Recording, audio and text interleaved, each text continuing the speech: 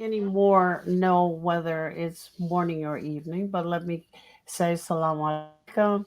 This is Critical Talk hosted by Amina McLeod Eldine.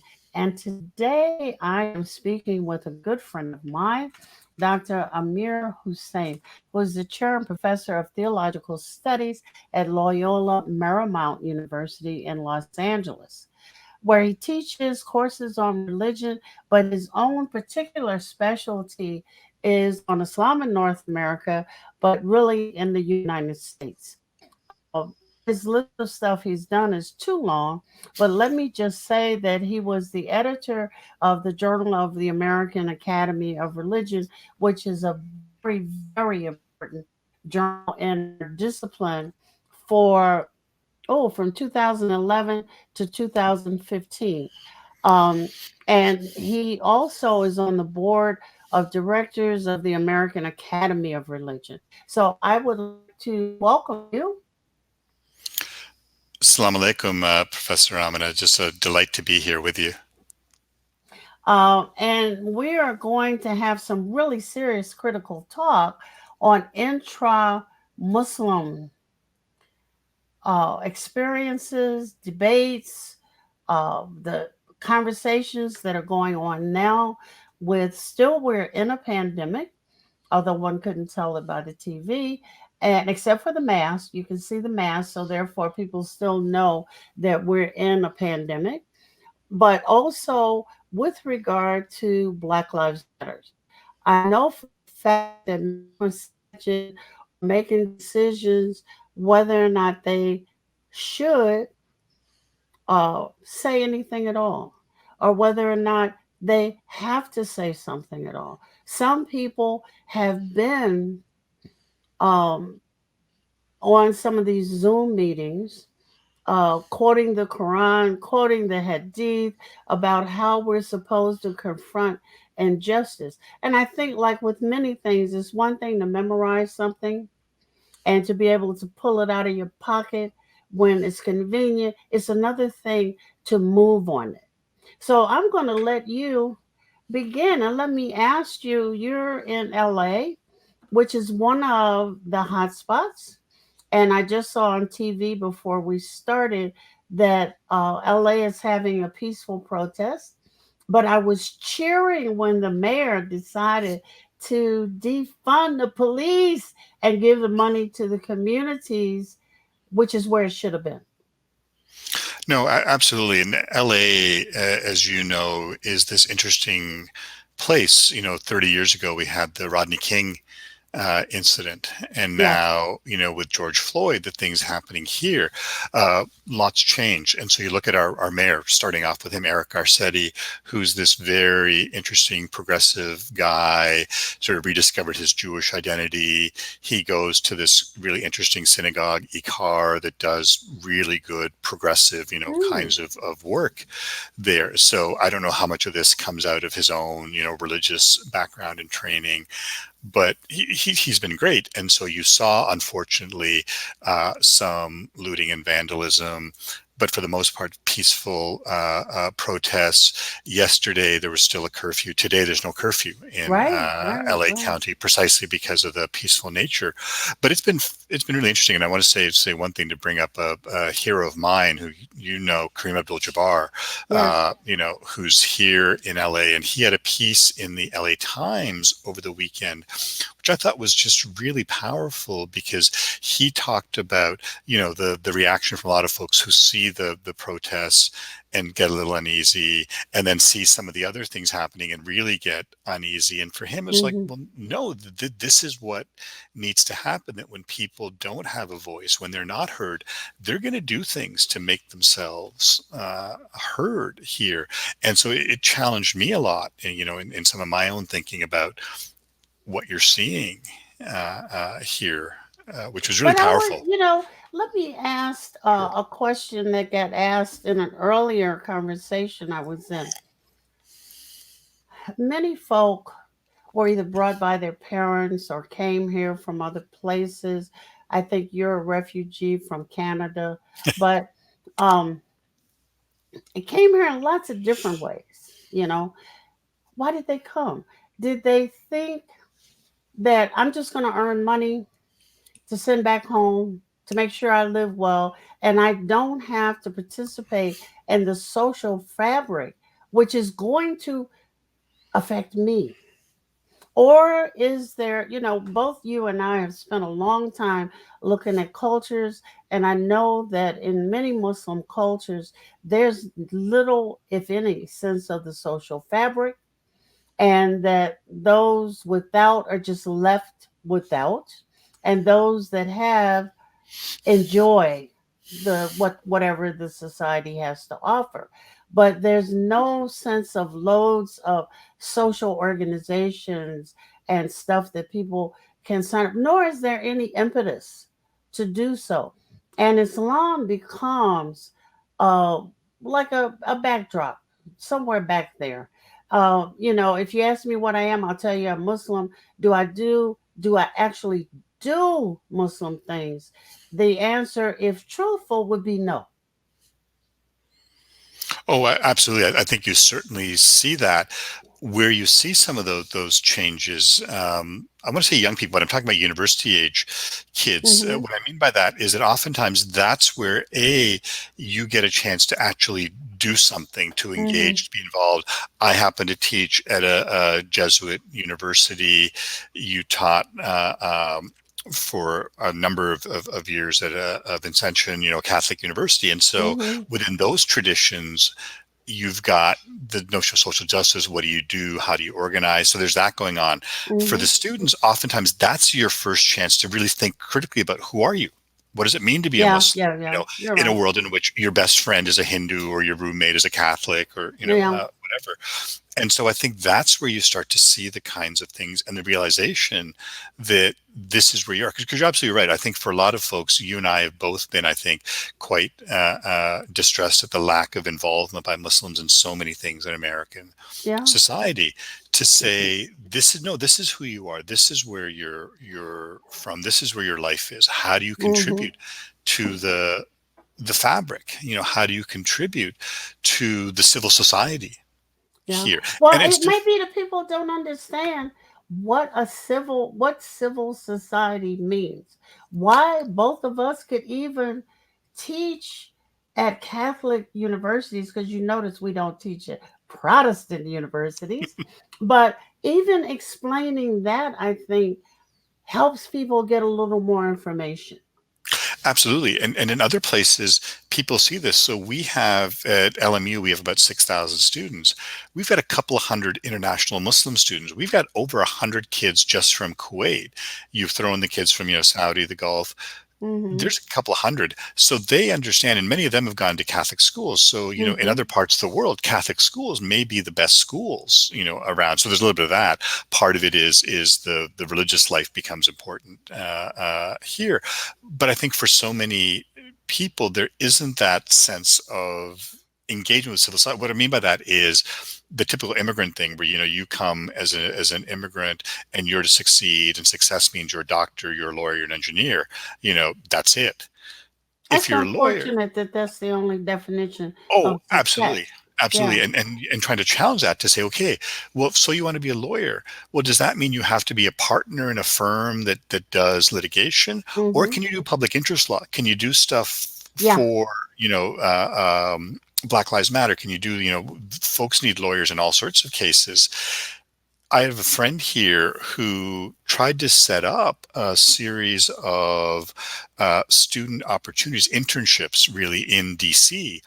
And he Mm. wanted to do it for two very different reasons. One was there's relatively few Muslims working in those places, Right. And so if you're working in the Justice Department, if you're working in public health, how many Muslims are there? Do you think about Muslims if no one's in No the room? money, no money, No, that's no it. prestige inside the community. And that's the other part, is to Uh-huh. say to the Muslim kids that, oh, do this and get some sense of this. So you may choose to go on and be like a surgeon, or you may say, you know what, my job is really doing, public health in the inner city. And that's just as important. And he's under no illusions that, you bring in 100 kids, maybe 10 of them will do that. The 90 of Hmm. them will still do their stuff, but at least you start doing that change. Yes. he had a Yes. very difficult time getting this off the ground and convincing people that this was a good idea, and that was really the painful thing, that here you've got this person who's setting up internships for Muslims to go to DC to engage at all levels. So it doesn't mean you're just working for the government. It means Right. you're Right. working in the Right. Justice Department. It means you're working Right. in Health and Human Services, Housing, Urban Development, whatever, Right. whatever, whatever.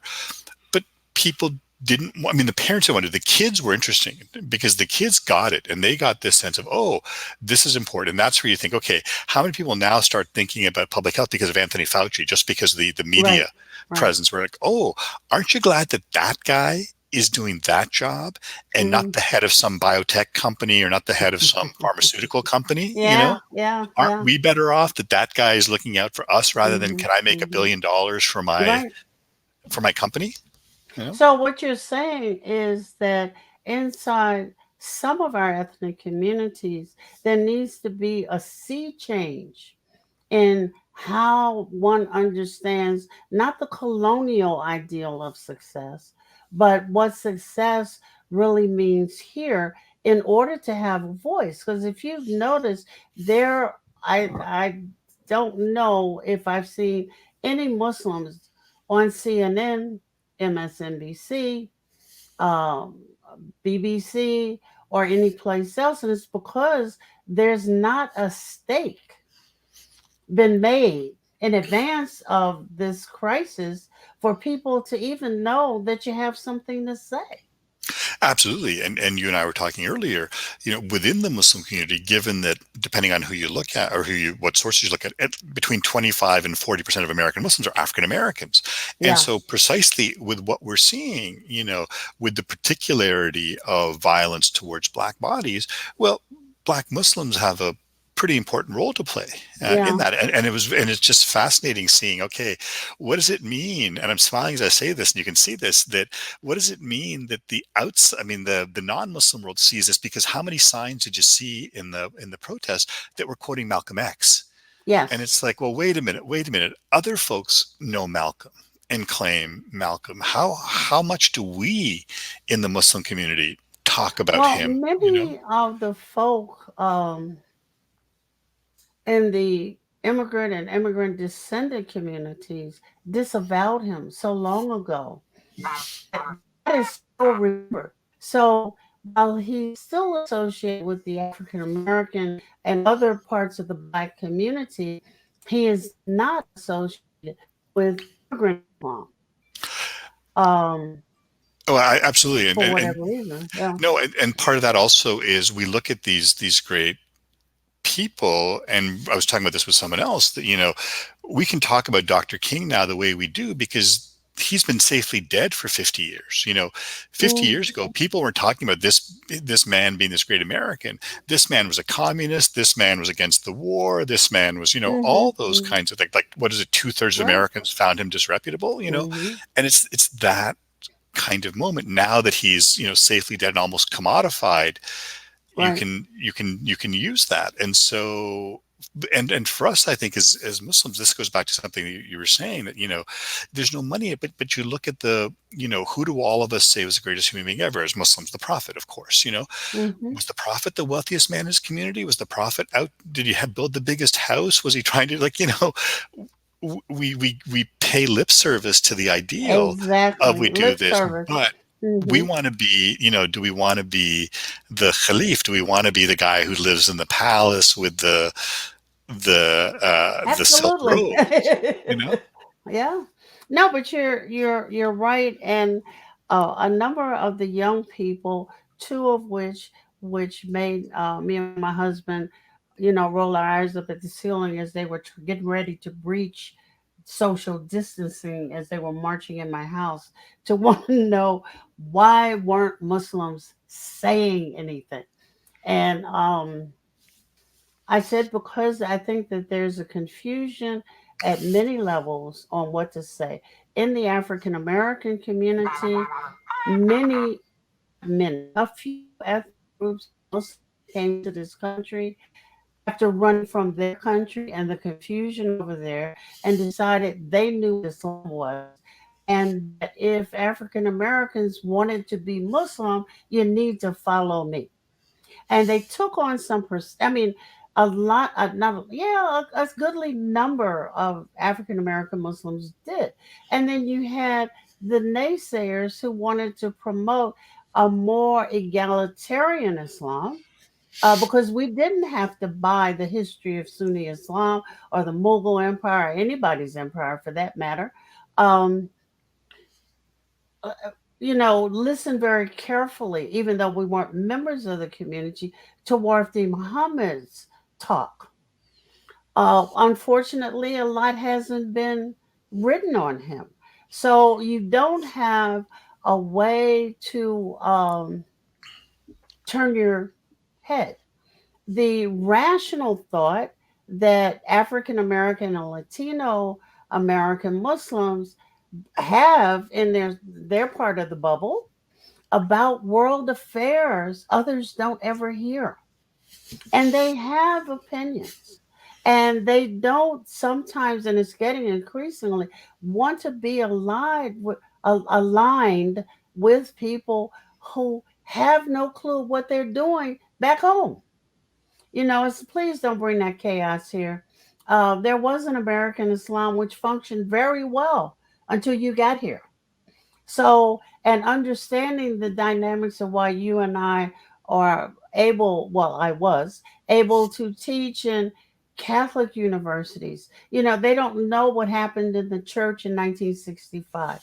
They don't know the still structural boundaries between us and working with Protestants. So Muslims will jump up and have conversations with I want to call them professional interfaith dialoguers, instead of taking on the hard tasks of the people who want to kill you. Absolutely, absolutely, and doing that kind of work, and that's one of those connections. I mean, you and I know this, teaching at Catholic schools, Mhm. that 200 years ago you had exactly that same rhetoric expressed exactly the same way. These foreigners who come to this country, who are Yeah, violent, who are brown, who don't fit in, who don't speak right. the language, with their false leaders. Well, they were talking about Catholics. Now, Exactly. now they're talking Not about us. Muslims. No, exactly. But Exactly. you literally can put in the same.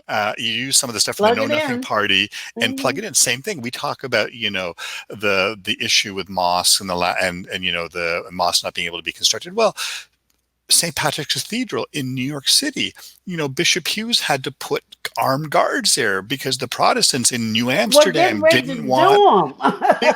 They literally tore down Yes, part of it. yes, So yes. exactly this sense. But do we know that history? Do we know our history? Here in Mm-mm. America. So that's the first thing. The second thing, and we've you know this better than I do.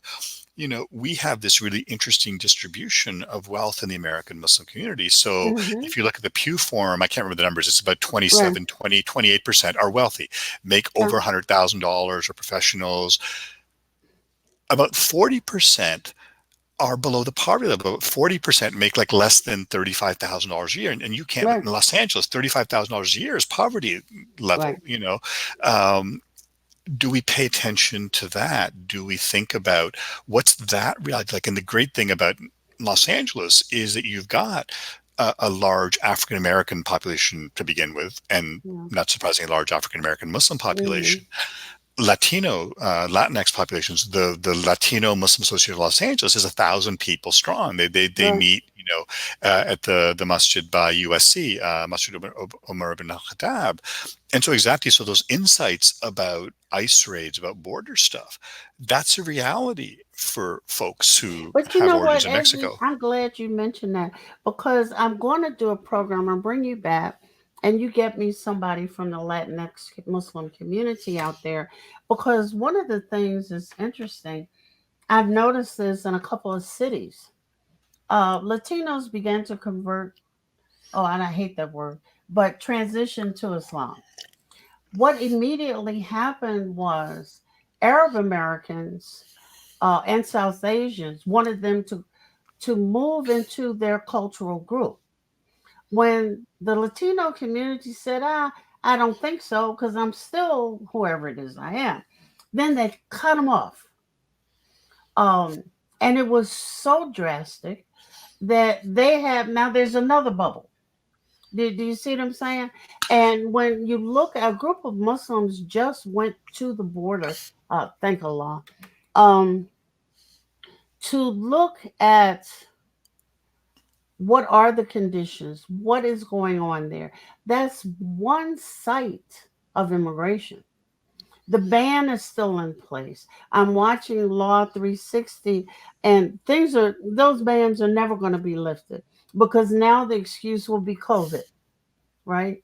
Um, we have all kinds of things happening, and instead of seeing it as a wondrous wake up call, we're losing our minds. And it is a wondrous wake up call. You know, if you weren't woke before, it's time to get up. Absolutely, absolutely, and be engaged and do the kinds of things. And you see that in good ways in the last election with Muslim candidates coming up, and then the negativity. You know, Ilhan Omar becomes a candidate, and all of a sudden the discrimination, the kinds of things. Rashida Tlaib, deals with all those kinds of things. But that's what we have to do. You know, if we want to affect change, if we want to do this, do we get into the system? Do we embrace that?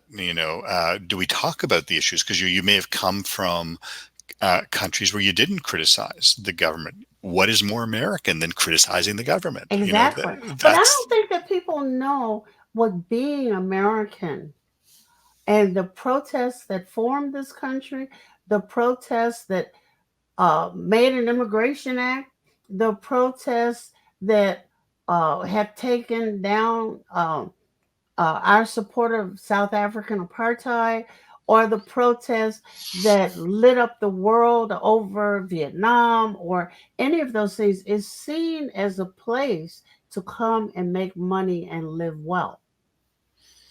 absolutely, absolutely, and for so many people, it is that sense of success. You really haven't made it till you've made it here, and this is where you Hmm. have, that huge amount of wealth. I mean, I don't know the numbers. I'm assuming the United States has more billionaires than any other country. Because That's you're because able to we, do we, we things. cheat a lot. We steal an equal amount to our cheating.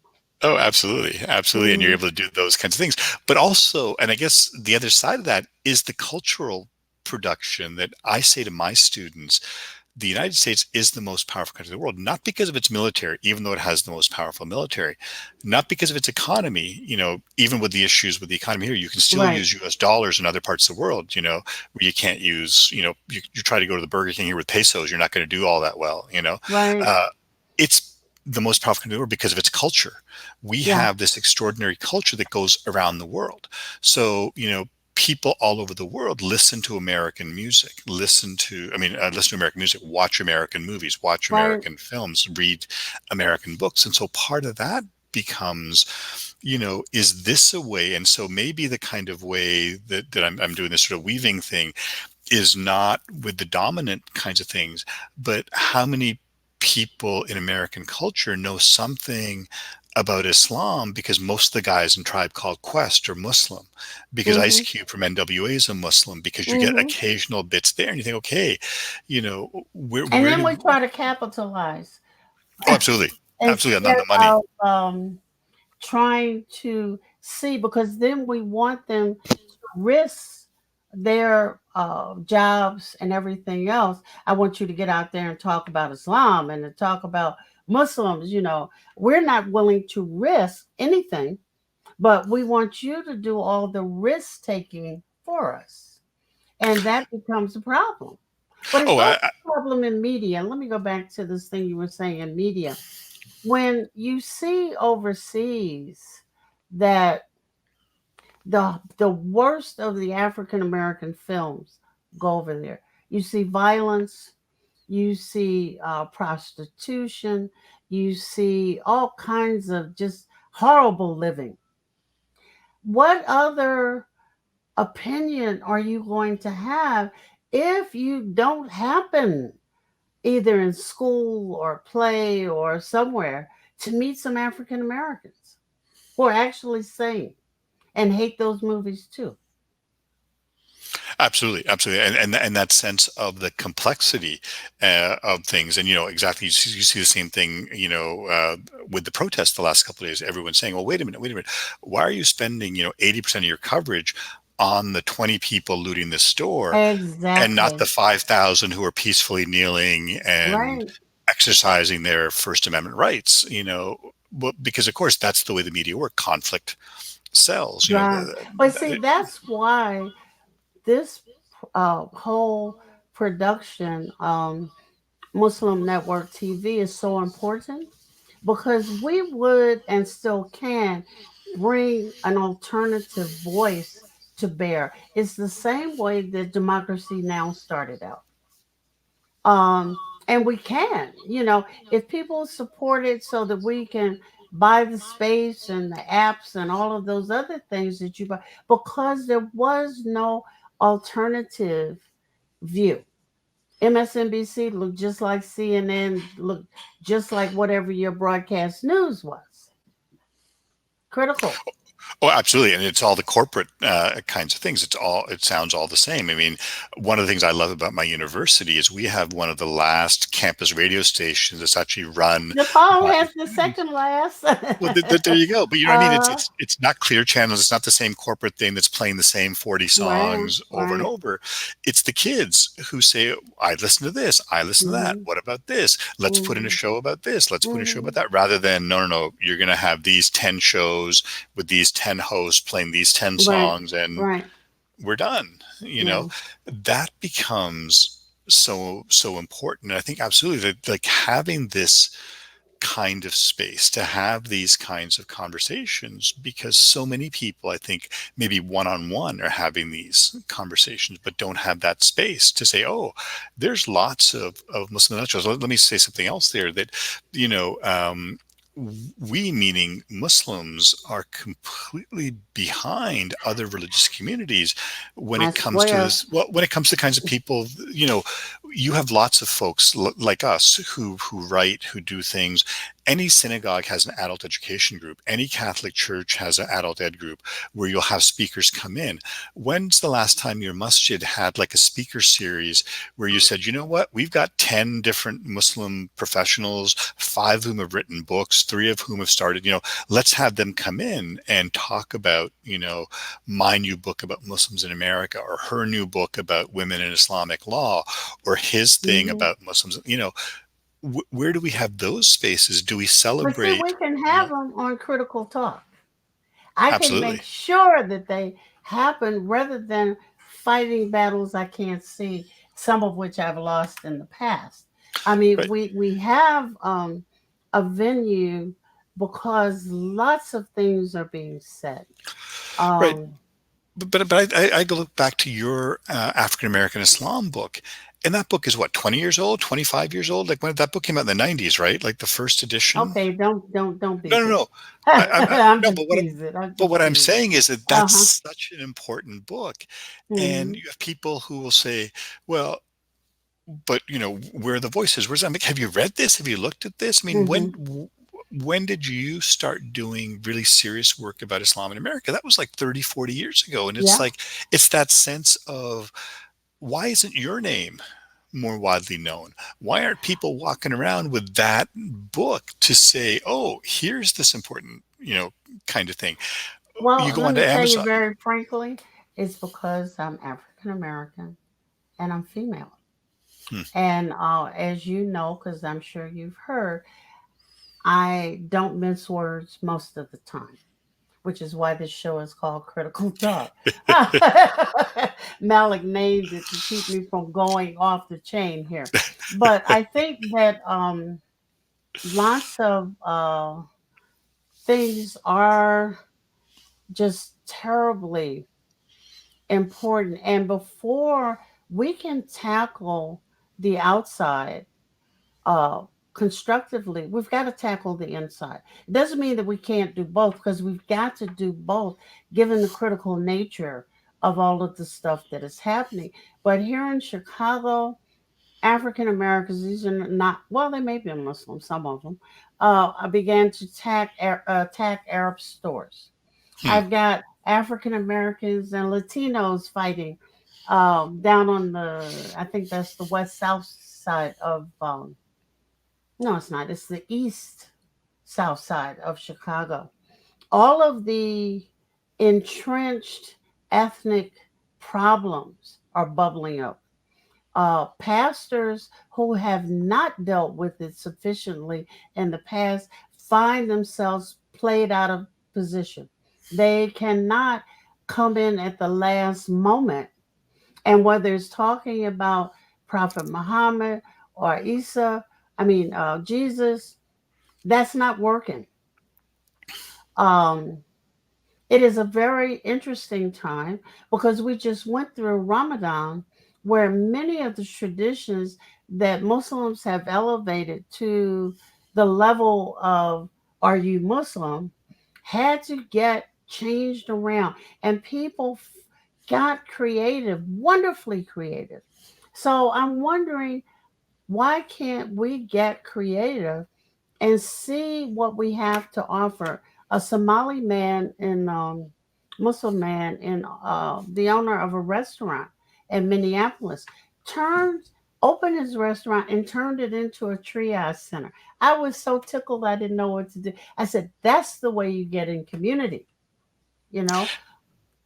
Absolutely. You feed people, you clothe people. And that's one of those inherent advantages that we have.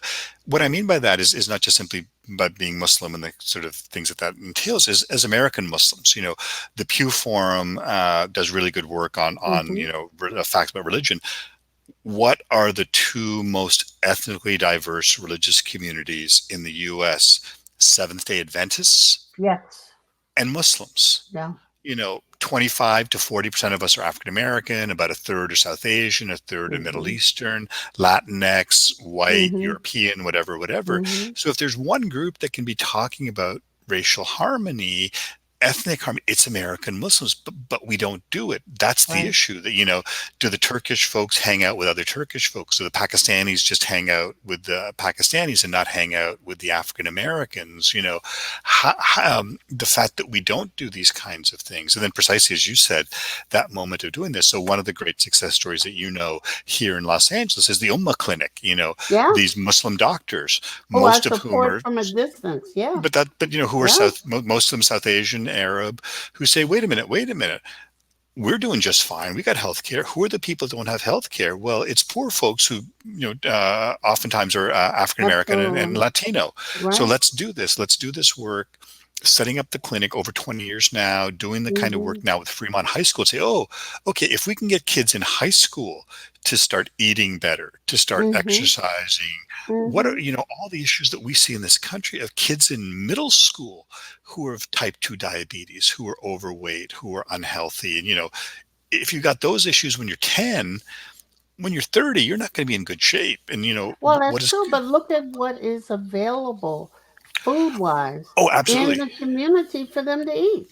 Absolutely, absolutely.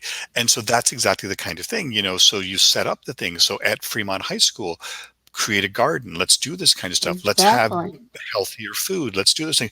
That goes back to Nation of Islam, for all the jokes about bean pies, that sense of, Hmm. okay, if you're eating sort of on a healthy diet, maybe a little more vegetarian in your diet Aha, helps.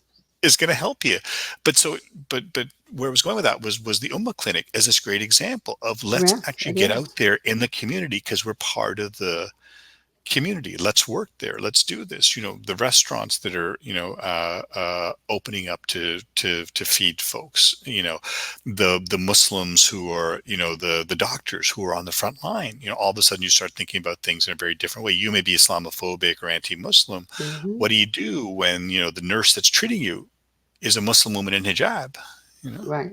Well, if you're in Chicago, you get a little wacky, but I think it is that people have got to see us everywhere. And Absolutely. that's when you really get used to folk. Um, I'm thinking of all of the things that could happen here in Chicago. The Chicago public school system just shut down its free lunch program. Perfect opportunity for Muslims to say, oh, let's get these. young people who are sitting at home watching TV and playing on PS4s out there. We can make sandwiches. You know, people don't have to be hungry. There's so many places where we can make an inroad that it is incredible. And the fact that we do our allies an incredible injustice when we don't keep them close. We use them to talk at events and then they're gone. You know, we use them for what we need them for and then we dismiss them, which is another great sadness. Oh, absolutely. And they have the network and the infrastructure. Right. What I mean by that is, one of the reasons I love teaching at Loyola Marymount, this Catholic school, is that the Catholics have this 200-year history of creating educational institutions. You had to create your own schools because they wouldn't let you into their Exactly. schools. You had to create your own hospitals because they wouldn't let you into Hmm. their hospitals. So you have Exactly. to, why And do you have Catholic social healthcare? services. Social service, Catholic social service, Social service. exactly. One of the And is the largest in the country. And that's it. So for me, it's we don't need to reinvent the wheel as No. Muslims. Let's look at what we can learn there. Let's build on exactly that kind of thing. And that kind of as you said, that PR value. Same thing here in Los Angeles. I've mentioned, my wife teaches fourth grade here in Oh, God Burbank. bless her. But that's it. And you think about, Sorry. with those kids, and she teaches in a Title I school, which Okay. means the kids qualify for the free lunch program because the Right. parents don't make enough money. Well, how many of those kids were getting their meals, or at least a good percentage of meals, at school? Now the Right. schools were closed, Close. so you Right. start providing services to pick up lunches or pick up those kinds of things, but those weren't done by Muslim organizations. No, My they university didn't is, step up. I'm sure yours did too. Every Thursday night, our campus ministry feeds the homeless. You We make do. sandwiches, you go We out to do. Skid Row, you do that kind of stuff. Where are the Muslim groups doing that kind of thing, doing I that don't kind I of? don't know. I think some of it, and let me play the other parent for a moment. Some of it is fear of where letting my kids participate may lead them, and have I given them enough to withstand all of the stuff that's out there? Absolutely. I think that's the other part. That's what I said at the very beginning of this, that oftentimes it's universities where students really first get a chance to learn about Hmm. their being a Muslim. They've grown up in a Muslim home. Their parents have taken them to Jummah prayer. They fasted in Ramadan, but they've never read the Sirah. They've never sat down and looked at, the Quran, any kind of sophisticated way. They Right. don't know anything about Islamic history until they come to DePaul and take your course, or come to LMU and take, Hmm. my course. And so that becomes, in some ways, I always say to, and I say that because I teach at university, whenever I speak to Muslim audiences, I say, look, all of you went to university. Muslims pride themselves on going to university, sending their kids to university, completely gender free. Like, girls get an education, boys get an education. It's not, we don't want the girls to get educated. We want the girls to be educated. But you got a scholarship because some guy set it up, a decade or 100 years ago. Where are we Hmm. with that? Where are the Muslims who are setting up scholarships at universities? Yeah. Why pay that back? If you went to university as Yeah. I did because I got a scholarship, it's incumbent on me to set up a scholarship somewhere else, to pay Yeah. that. Yeah. That becomes so But it's getting important. used to doing those kinds of things. Um, Absolutely, and I absolutely. think this will lead us into, and I don't know if it's really an understanding of privilege, if it's a re understanding of privilege, if it's an understanding of class. I'm not sure where it falls. I know it's intersectional, but you have to have matured to a particular point in life to think about, hey, I got a scholarship, somebody paid for it. When I graduate and I make 5 cents, I'll give three of it back so that so I can help somebody else get a leg up. That's a maturity level. Most people just graduate and they're done. I think that that's it. Talking to students at CUNY's Muslim Law School uh, group, there's not an African American in that group. They haven't asked why. Were there no Muslim, I mean, were there no black people that applied? What is going on here? At DePaul, we had a great deal of trouble getting the South Asian and Arab students to be accepting of African American students in the Muslim group. Absolutely. And in some ways, you almost have to force that. So again, Yeah. LMU is great for lots of reasons, one of which is our office. We just created a few years ago, an Office of Muslim Student Life. That's in the same physical suite of offices with student affairs as Hmm. ethnic intercultural services. So if you come into this sort of open area, Latino student services is here, Black student services is there, Jewish I student hate that services is there. segregation, Well, but go no, ahead. but Yeah, I but know what I what you love mean, but what though. I love Yeah. about it is that Go on. it's all there in the same Yeah. physical space. So it's not like you have individual silos. Right. So that the Muslim kids who are coming into Muslim student life, 200 of whom are also international students, so they'll also Uh-huh. walk over to international students. They Oh, literally okay. look across and see the Black students, Latino students. We Hmm. connected very consciously the kinds of different groups there, precisely because you have to create this effort. If you're a kid from Kuwait, you may never have met a Jewish person before. You may never Right. have met an Right. African American Right. person Right. before, because there's black people in the Arab Right. world, but that's a different thing than the African Right. American Right. thing. And so we, meaning as educators, have to create those opportunities for these kids to Right. come together, Right. to get to learn, to do those things. My hope is that what happens 3, 4, 5 years out when these kids graduate, the network kind of stuff, when you become the successful business person or doctor or lawyer, who do you pick up the phone to call? Right. Is it, your people, meaning, your Uh-huh. ethnic group? Uh-huh. Or Uh-huh. do you say, you know what? I know a brother who did this, or I know, someone who does Yes, that. exactly.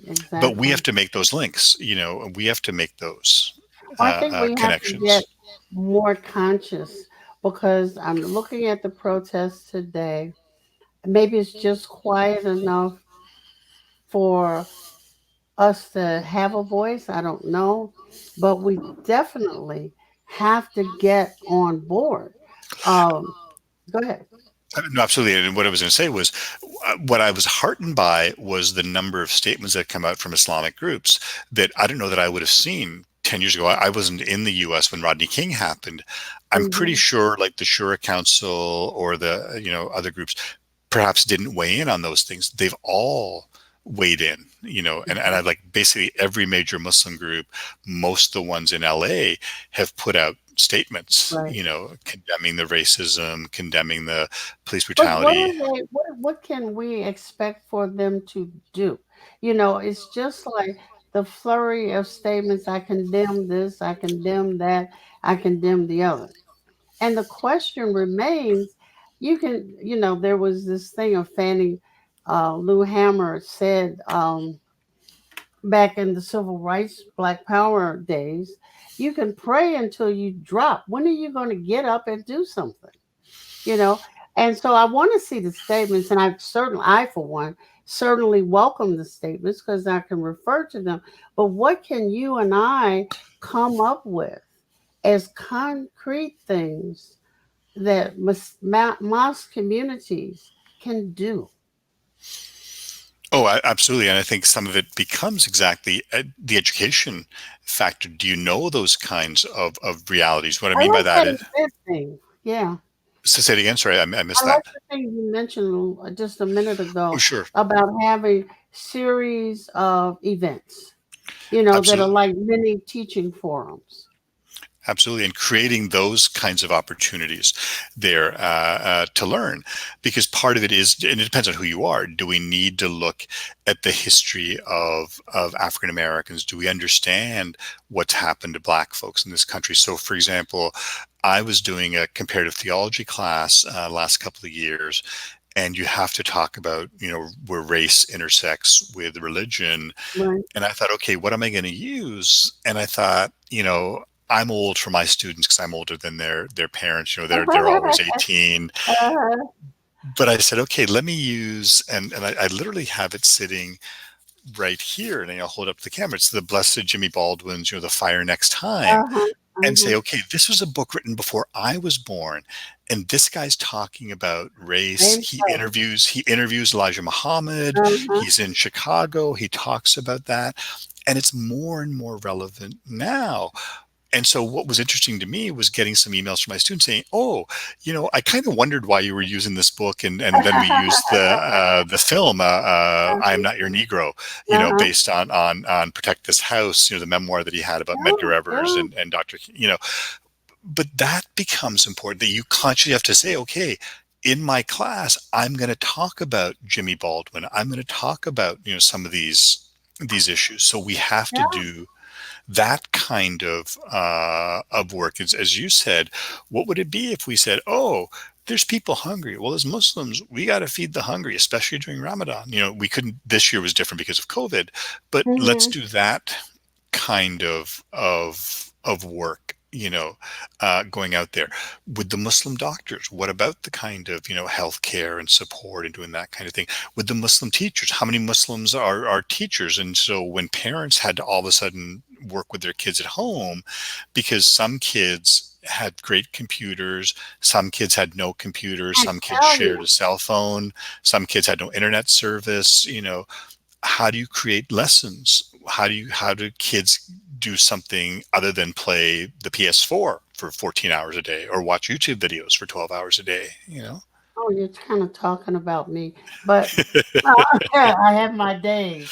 But I think you're absolutely right. I watched that and I said, "Oh my goodness, it's more than just getting a tablet, or an iPad or even a small computer. You have you got to have a router. Somebody's got to have a router somewhere." Yeah. Yeah. No, and just all the disparities that, there were kids who have Mhm. computers that are much better than mine, who have like $3,000 gaming, computers. And there were kids where, mom and dad have one Me, computer at home. Well, me, no, me. but mom and dad have one computer at home Yeah, that yeah, they use. And then they each have a cell phone, and there's three brothers and sisters. So the right, three kids have either mom's cell phone or dad's cell phone, or maybe dad's computer for a couple hours to do their homework on. right. How do you do that? Yeah, And we have, people who are living, five people in 500 square foot apartment, or three people in a 2,500 square foot house, where right. you've got your private office, you've got your private setup, all Mhm, mhm. those things that we don't really the Think class things. about it. Think Well, about it. that's it. Like I grew up working class. Both my parents worked in factories, so I have to be careful because my simple dichotomy isn't black folks and white folks, isn't Muslims and Christians. My simple Right. dichotomy is rich people and poor people. Yeah. And you have to say, okay, sometimes it's not always about class, but oftentimes we don't talk about class in this Yeah. country, No. Well, because we that is an American thing to not talk about class. And when immigrants, not just Muslim, but immigrants from other places have come in and wanted to talk about class, the average American doesn't know what you're talking about. You're either poor or you don't have any, or you have a whole bunch. right, um, which right, is one of the reasons behind the looting and explaining. And maybe we can do this more often and explain, why do people loot? Well, they loot all over the world when there's an opportunity, because it becomes both an opportunity for me to get something I can't afford and an opportunity for me to do you because you got it. I mean, it's both opportunities. But the kids on the ground out there stopped them. The police didn't stop them. The kids on the ground stopped them. No, you're not messing this up for us. This is not the time for your nonsense. You're not messing this up. But I think when we talk about um, one of the things you said, I don't think that we should play pretend that all Muslim immigrants have money, because all of them don't. Some of them are breathtakingly poor, and are living, multiple families in a dwelling. And I think it's been put out there by some people who don't want their particular ethnic group to be seen as diverse as it actually is. I'm not sure why, but Oh, absolutely. And part of it, I think, is just that embarrassment there that, like I said, my parents were working class. Both my parents worked in hmm factories, hmm and my friends were sort of working class because, my friends, the school was, the school by the place where the factories were, that kind of thing. hmm Not till I got to university that I realized, oh, my other Muslim friends, their parents are doctors and engineers. Like it was this funny kind of almost in reverse yeah, yeah. thing. But we don't think about the poor people from Bangladesh or from Somalia or hmm like here, not in Los Angeles, but Santa Ana, you hmm have the Cham Muslims. We don't think about yeah, the Cham, between like Cambodia and Vietnam, right. who've been Muslim for centuries, who came here working class. When they built their first masjid, it was literally like some guy's apartment, and then they got a little bit more money and bought the Yeah, apartment next door and yeah, knocked it down, and so it's not two apartments. But we right. don't think about that because we want that American dream, that success isn't just the 2,000 square foot house. Success is the 25,000 square foot mansion Exactly. overlooking the ocean that's $25 million. Right. Well, we need to think about that because in our teaching of religion, we're also doing cultural studies. And we need to think about these tropes that cast success in a particular kind of way, um, how capitalism can serve to kill you, how even in this time we woke up and we found some serious shortcomings like the disparities in what kids have at home to do their homework, where it was that one's one end, but the other end was teachers who couldn't get up to speed on the technology. Now I'm sure that if they have to do it again in September, and I pray that they don't, they will be a little bit more familiar. I don't know what we're going to do about the other end with the children, but then we need to assess, is uh, a purely technological society the way we want to go?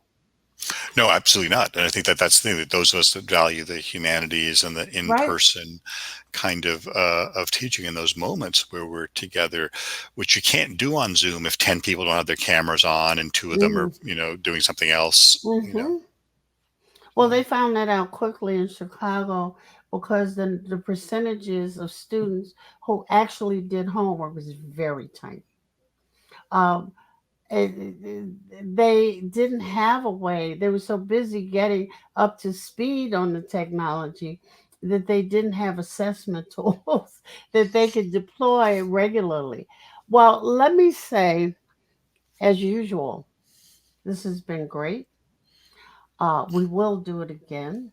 But if you would think about something we can do on education from elementary to the university, and to say something about religious education so that at least the Muslim community, but all communities should think about it, how to become better citizens. Absolutely. How do we educate the kids, and how hmm does it start at elementary school, not at the university level? Right. You know? Absolutely. And And how, I mean, because we have to, as Muslims, we're a minority in a country which is predominantly still, although I think the Catholics are trying to run a race with the Protestants, but we have to know something about those traditions. Not to criticize or, have one up over, but we need to know what forms the religious background of this country. absolutely. Yeah. Absolutely. So maybe I will annoy you again soon. Oh, it's been an honor to be on this program with you. Thank you Oh, it's an for honor this. to have the program, and I want everybody listening to know that Muslim Network TV is our alternative voice in a sea of very confusing voices. Uh, we will continue some of the programs. I'm going to repeat, not repeat, but because we need to pursue topics in depth, I'm going to ask some of my guests to keep thinking about, and you in particular, to keep thinking about what we've talked about today, what we should have said that we didn't say. Uh, Critical Talk is a program under the auspices of Sound Vision, uh, who's headed by Malik Mujahid. It also has a Facebook page. We hope to be just live and on the air and rolling very, very soon, but we can do that with your help. Um, that's all I can say. And I know that there's an outro, which I'm not responsible for. So I will give my salams to you and thank you very, very much. And I'll say goodbye till next time. Thank you. Assalamu alaikum. Walaikum salam.